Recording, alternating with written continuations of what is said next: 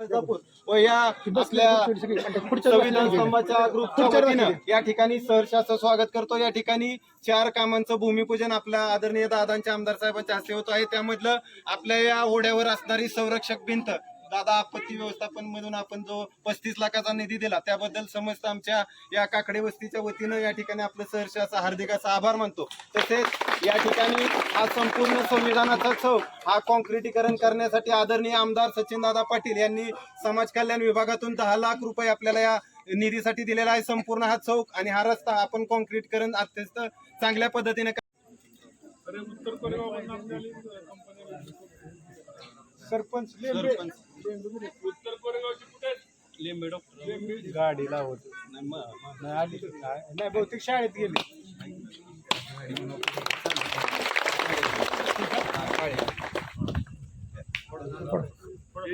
मान्यवरांनी गजरात आपण या ठिकाणी सहर्ष स्वागत करा। ज्ञानदान हेच श्रेष्ठ दान, ज्ञानदान हेच श्रेष्ठ दान आणि याच ज्ञान भूमीमध्ये या ठिकाणी आळजापूरच्या प्राथमिक शाळेच्या भव्य इमारतीचं भूमिपूजन माढा लोकसभेचे माजी आणि भावी खासदार आदरणीय रणजितदादा निंबाळकर, आदरणीय सचिनदादा पाटील आमदार साहेब, ज्येष्ठ नेते प्रल्हादरावजी साळुंखे पाटील साहेब, अभिभैया यांच्या शुभ हस्ते या ठिकाणी संपन्न झाले।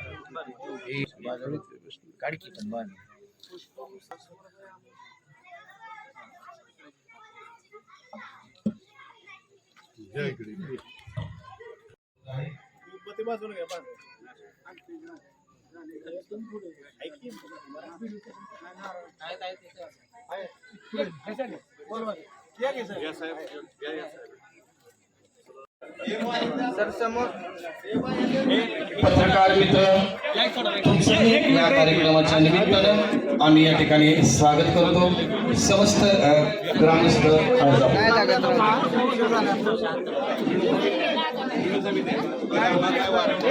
या ठिकाणी माढा लोकसभेचे माजी खासदार, भावी मंत्री आदरणीय रणजितसिंह नाईक निंबाळकर यांचा सत्कार संत कृपा उद्योग समूहाचे चेअरमन आदरणीय विलासभाऊ करावा अशी त्यांना विनंती करतो।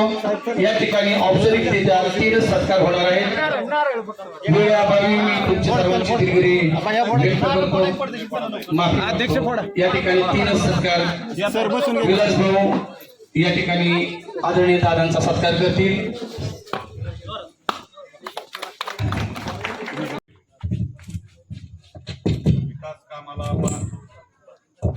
विकास कामाला आपण कुठेही कमी पडत नाही आणि या भूमिपूजन समारंभासाठी आवर्जून उपस्थित असलेले या तालुक्याचं लाडकं नेतृत्व माजी खासदार रणजितसिंह नाईक निंबाळकर, आमचे गुरुवर्य प्रल्हाद तात्या साळुंखे पाटील, अभिभैया कृष्णा खोरे विकास महामंडळाच्या भूमिपूजनाचा आज आपण दिवसभर कार्यक्रम चालवलाय आणि खरंच अभिमान वाटतो आम्हाला की या परिसराचा कायापालट होतोय, तालुक्याचा कायापालट होतोय आणि रणजितदादांच्या माध्यमातून तालुक्यामध्ये अनेक विकास कामं चालू आहेत, काही पूर्ण झालेले आहेत।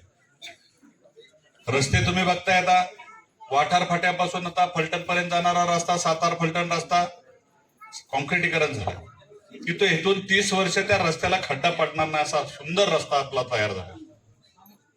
पुसेगावापासून फलटणला येणारा रस्ता चांगला केलाय, आळंदीपासून पंढरपूरला जाणारा रस्ता आपला चांगला झालाय, बारामतीपासून फलटणला येणारा आपण रस्ता चांगला केलाय, दहिवडीवरून फलटणला येणारा रस्ता आपण चांगला केलाय, आसूवरून गिरवीला जाणारा रस्ता आपला 265 कोटी रुपयाचा रस्ता आपण चांगल्या पद्धतीचा करून घेतला। असे अनेक रस्ते तालुक्यातले आपण चांगल्या पद्धतीने करायचं काम आपलं चालू आहे, काम पूर्ण झालेले। आपण जेव्हा तालुका सुधारायला निघतो तेव्हा तालुक्यातलं दळणवळण चांगलं झालं तर तालुका आपला चांगल्या दिशेने, उद्योगाच्या दिशेने जाऊ शकतो। जे वरिष्ठ मंडळी आहे ते आमच्या पाठीशी असते की आपलं हे काम झालं पाहिजे, हा रस्ता झाला पाहिजे, गावातले अंतर्गत रस्ते झाले पाहिजेत, गावात शाळा चांगल्या झाल्या पाहिजेत, गावातले आरोग्य केंद्र चांगले असले पाहिजे, दवाखाना चांगल्या पद्धतीचा पंचायत समितीचा चालू असला पाहिजे, रस्ते चांगले पाहिजेत, गटर चांगलं पाहिजे. ह्या प्रत्येक बारीक सारीक गोष्टीचा आपण विचार करतो, आपलं नेतृत्व विचार करतो. पंचायत समिती आपल्याकडे आहे, विधानसभा आपल्याकडे आहे, फलटणची अडचण काही नाही, विकास कामाची अडचण काही नाही. ज्यांनी 30-30 वर्षे या तालुक्यामध्ये राजकारण केलं, मध्ये रस्ते किती चांगले झाले, कॉन्क्रीटचे रस्ते किती झाले, विकास कामं किती झाली. मीरा देवधर सारखा सगळ्यात मोठा पाण्याचा प्रश्न दादांच्या माध्यमातून सोडवला गेला. जे पाणी आपल्याला 20 वर्ष धरण बांधून झाली, पण पाण्याचा थेंब आपल्या गावाला येत नव्हता, त्या भागाला पाणी मिळत नव्हतं. असा प्रश्न 4000 कोटी रुपये मंजूर करून आणण्याचं काम दादांच्या माध्यमातून झालं. दिल्लीला हेलपाटे मारले, केंद्र सरकारचा निधी आणला, राज्य सरकारचा निधी आणला. रक्ताचं पाणी होतोपर्यंत हे आपले रणजितदादा आपल्यासाठी पडले. कशासाठी पडले? की माझ्या तालुक्यातला शेतकरी, माझ्या मतदारसंघातल्या शेतकऱ्यांच्या शेतीला पाणी गेलं पाहिजे, माझा शेतकरी आर्थिकदृष्ट्या सबल झाला पाहिजे. शेतीला पाणी गेलं तर चांगल्या पद्धतीचं मला उत्पन्न घेता येईल, चांगली पिकं मला घेता येईल. अरे ज्यांना आपण 30-30 वर्ष सत्ता दिली, हे 2 बलकवडीचं काम 15 वर्ष या तालुक्यामध्ये चालू होतं. 3 इलेक्शन ह्या पाण्यावरती झाली आणि 3 इलेक्शन झाल्यानंतर सुद्धा दादांना खासदार व्हावं लागलं.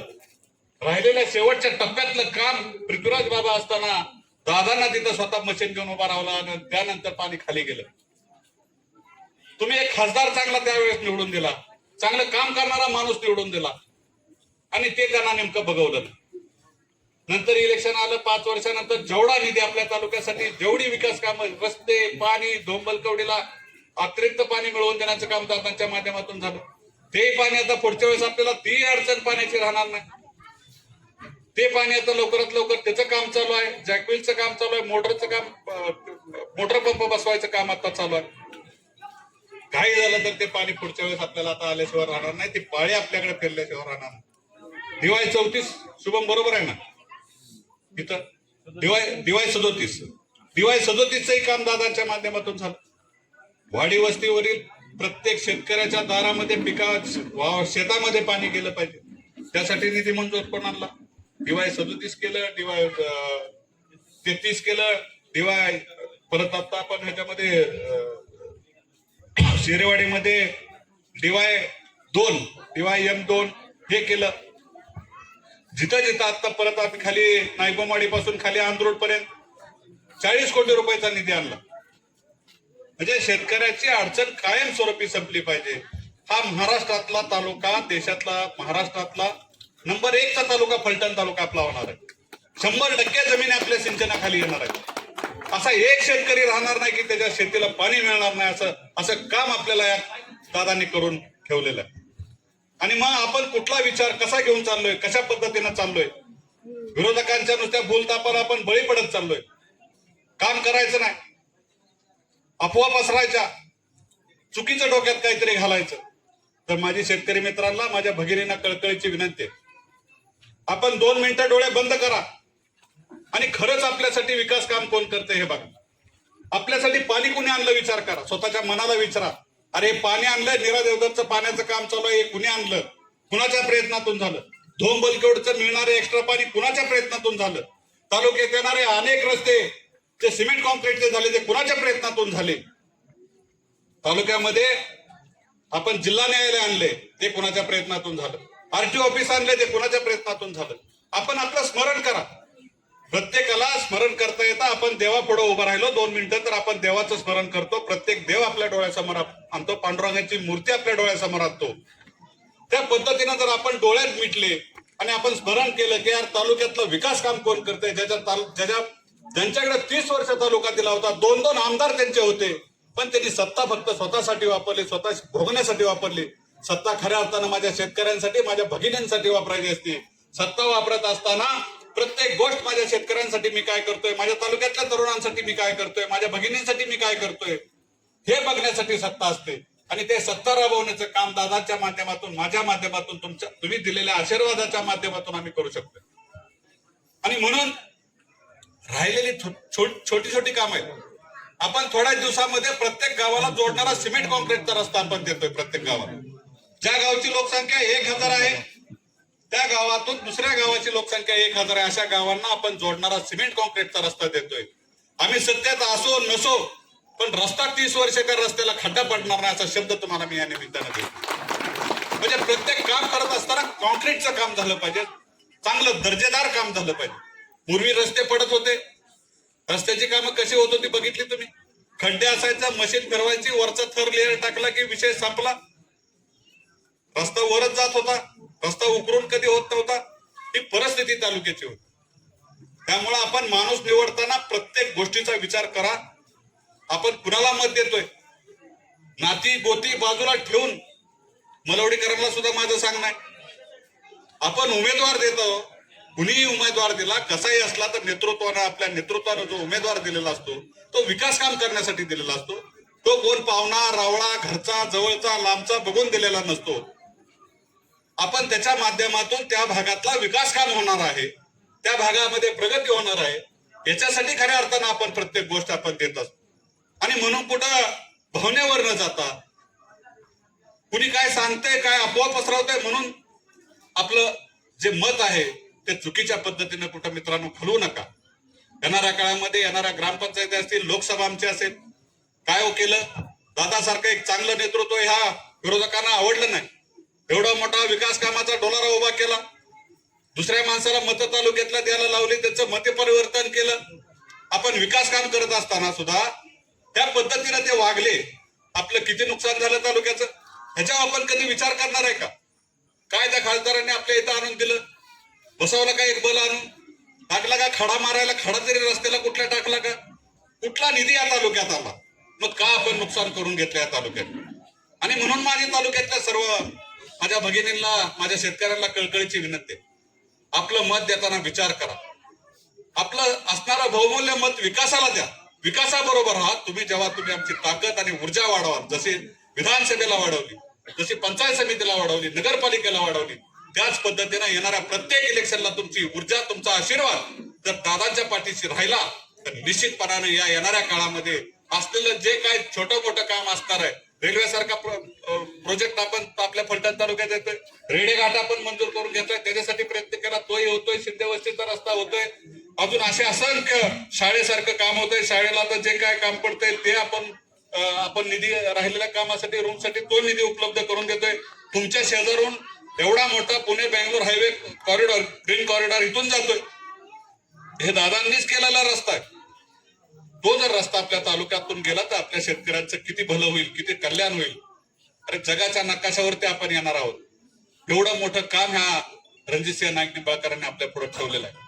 आणि म्हणून मी तुम्हाला तेच कळकळीनं 10 वेळा सांगतोय की येणाऱ्या काळामध्ये तुमची ताकद, तुमची ऊर्जा आपल्या दादांच्या पाठीशी, आपल्या नेतृत्वाच्या पाठीशी राहावी एवढीच आपली इच्छा व्यक्त करतो.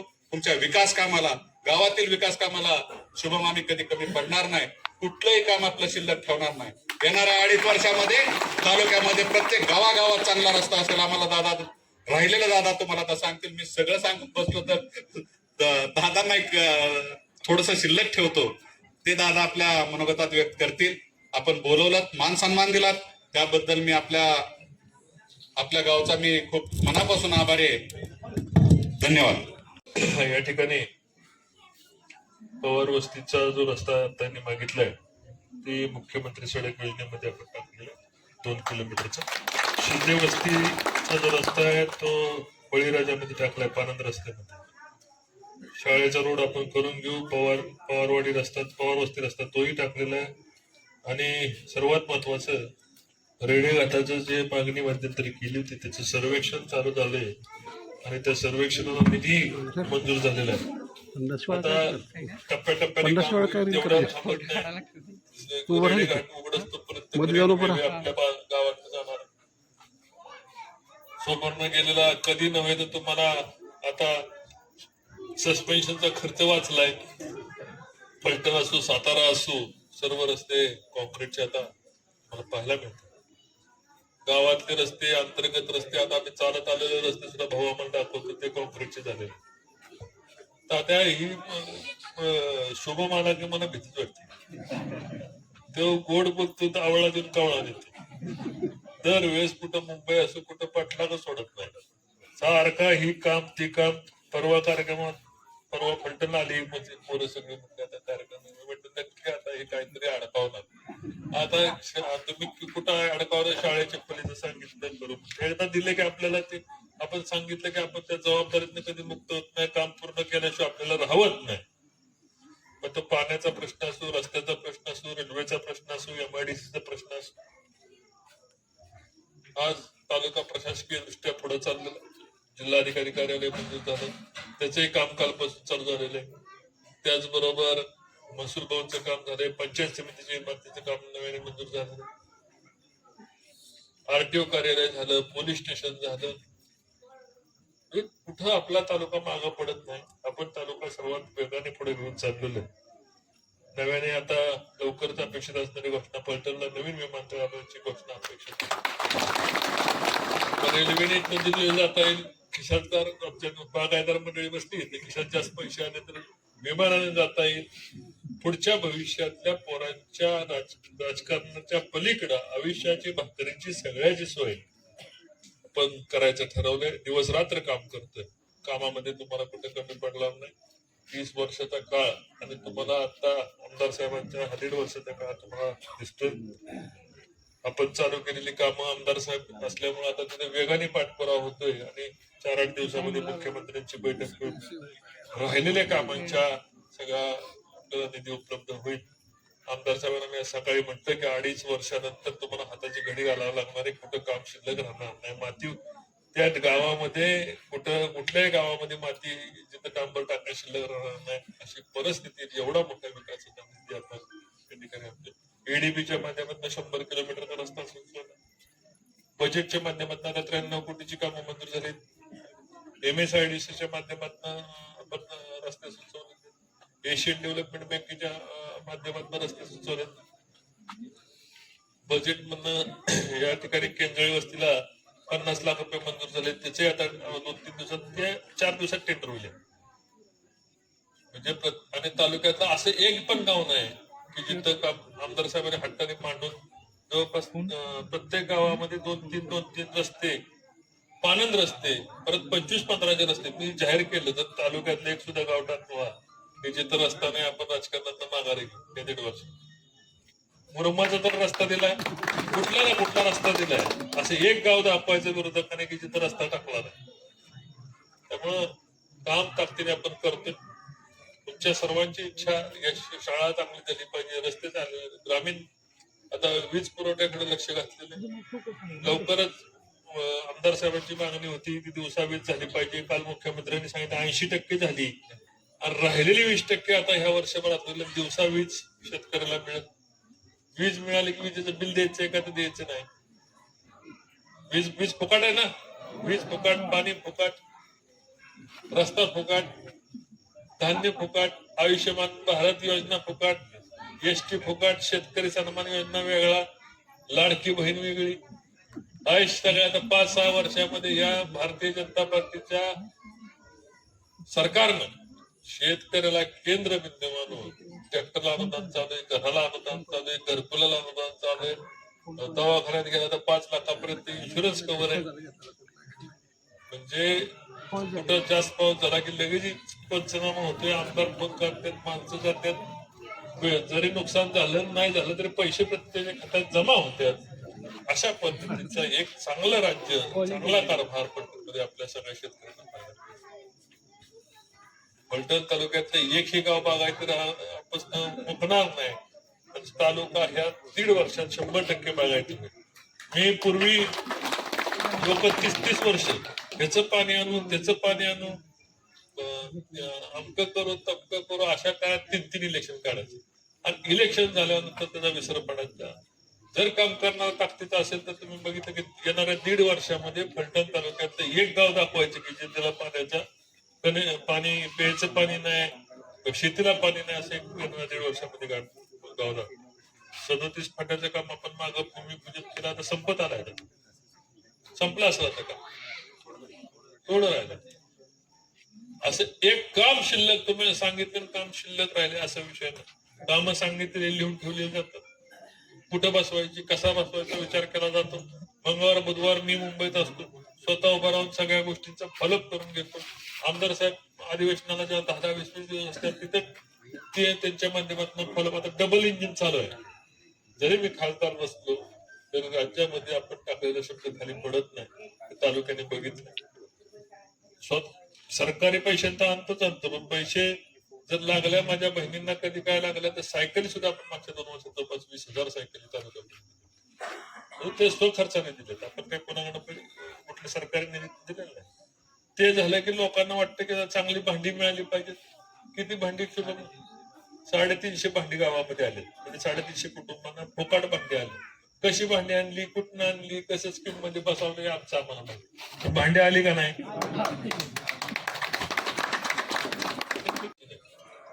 एवढे डबल आमदार सभापती काय असताना तालुक्याचा विकास बघायचा, आता तालुक्याचा विकास बघायचा. तुम्हाला सांगतो जागा काही पण आता जागा इंच पलटणच्या सोन्याच्या किमतीला जाणार आहे. कारण असा तालुका आपला उभा राहतोय की महाराष्ट्रात जगाच्या पाठीवर आपल्याला शोधायला लोक, पलटण तालुका बघायला लोक येणार. एवढाच शब्द देतो रे, माझे 2 शब्द संपवतो. जय हिंद, जय महाराष्ट्र. यानंतर या कार्यक्रमाचे आभार जयवंत बबनराव केंजळे, तालुका अध्यक्ष भारतीय जनता पार्टी किसान मोर्चा करता. 2 मिनिटं फक्त. 2 मिनिट. आजच्या या कार्यक्रमाच्या निमित्तानं आमच्या ग्रामस्थांच्या सर्व महिला मंडळी, ग्रामस्थ यांच्या विनंतीला मान देऊन आमचे सर्वांचेच, आपल्या सर्वांचेच आदरणीय लाडके नेते श्री रणजितसिंह नाईक निंबाळकर दादा हे या ठिकाणी कार्यक्रमाला उपस्थित राहिले. त्याबद्दल त्यांचं ग्रामस्थांच्या वतीनं मनपूर्वक असं सहर्ष आभार मानतो. त्याचबरोबर आपल्या तालुक्याचे लोकप्रिय आमदार, ज्यांचा सातत्यानं विधानसभेमध्ये आवाज, एकही विधानसभेचं अधिवेशन खुलं जात नाही आणि सगळ्यात महत्वाचं आपल्या शेतकऱ्यांच्या प्रश्नावर बोलणारे महाराष्ट्र राज्यातले म्हणले तरी लोकप्रिय आमदार सन्माननीय सचिनदादा कांबळे पाटील यांचंही या ठिकाणी ग्रामस्थांच्या वतीनं मनपूर्वक आभार. आमचे ज्येष्ठ नेते आदरणीय प्रल्हाद तात्या साळुंखे पाटील, समवेत आलेले सर्वच शिक्षण विभागाचे वरिष्ठ पदाधिकारी, भारतीय जनता पार्टीचे सर्व पदाधिकारी, आदरणीय युवा नेते अभिजित भैया निंबाळकर, त्याचबरोबर BDO साहेब, त्याचबरोबर जिल्हा परिषद सदस्य, पंचायत समिती सदस्य आणि सर्वच मान्यवरांचं वेळेअभावी नामोल्लेख न करता या ठिकाणी मनपूर्वक असा आभार मानतो. आणि पंचकृषीतून आलेल्या सर्वच तरुण कार्यकर्त्यांचं, भाजप परिवारातील सर्व सदस्यांचं या ठिकाणी ग्रामस्थांच्या वतीनं मनपूर्वक असं सहर्ष स्वागत करतो. आणि